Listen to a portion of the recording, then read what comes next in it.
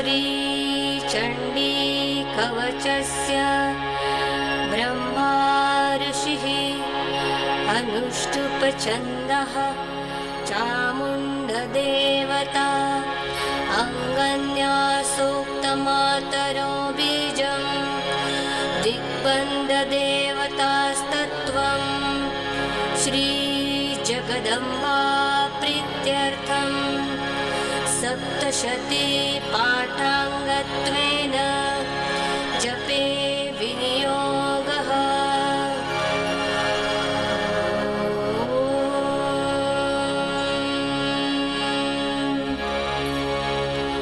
नमश्चण्डिकायै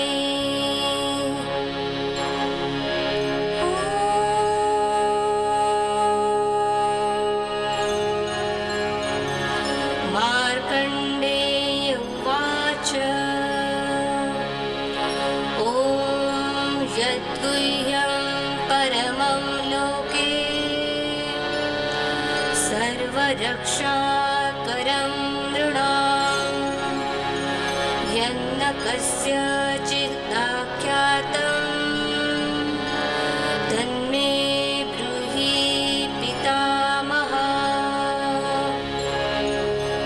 ब्रह्मोवाच अस्ति गुह्यतमं विप्र सर्वभूतोपकारकम् देव्यास्तु कवचं पुण्यं तस्नुष्व महामुने।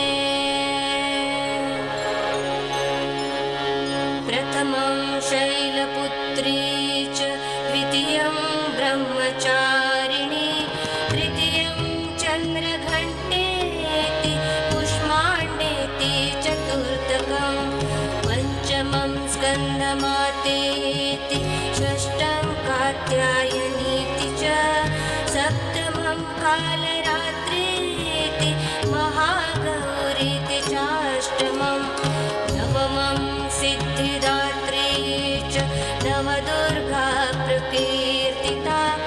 उत्कानि तानि नामानि ब्रह्मणैव महात्मना अग्निना दह्यमानस्तु शत्रुमध्ये गतोरणे विषमे दुर्गमे चैव भयार्ता शरणं गतः तेषां जायते किञ्चित् अशुभं रणसङ्कटे नापदं तस्य पश्चान्नि शोकदुःखभयं नहि येस्तु भक्त्या स्मृता नूनं तेषां वृद्धिः प्रजायते ये त्वां स्मरन्ति देवेशे रक्षसे तान्न संशया।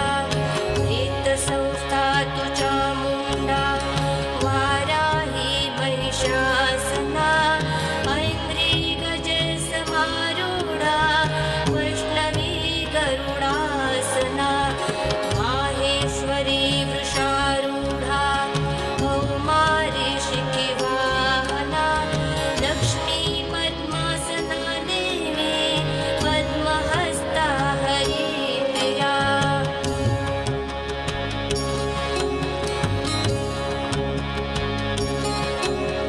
श्वेतरूपधरा देवी ईश्वरी वृषवाहना ब्राह्मी हंससमारूढा सर्वाभरणभूषिता इत्येत्या मातरः सर्वः सर्वयोगसमन्विता नानाभरणशोभाढ्या नानारत्नोपशोभिता दृश्यन्ते रथमारूढा देव्या क्रोधसमाकुला शङ्खं चक्रं गदा शक्तिं फलं च मुसलायुधं केटकं तोमरं चैव परशुं पाश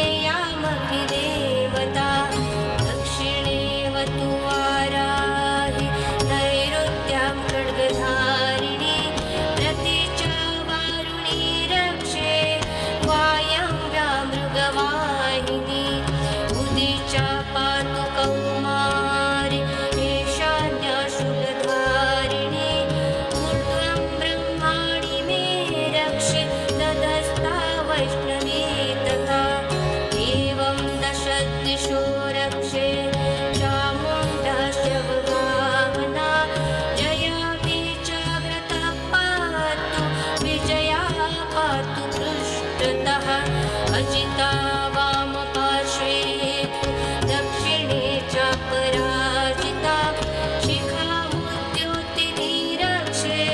मुमामूर्ध्नि व्यवस्थिता मालाधरी ललाटे च भ्रुवोत्रक्षेत्य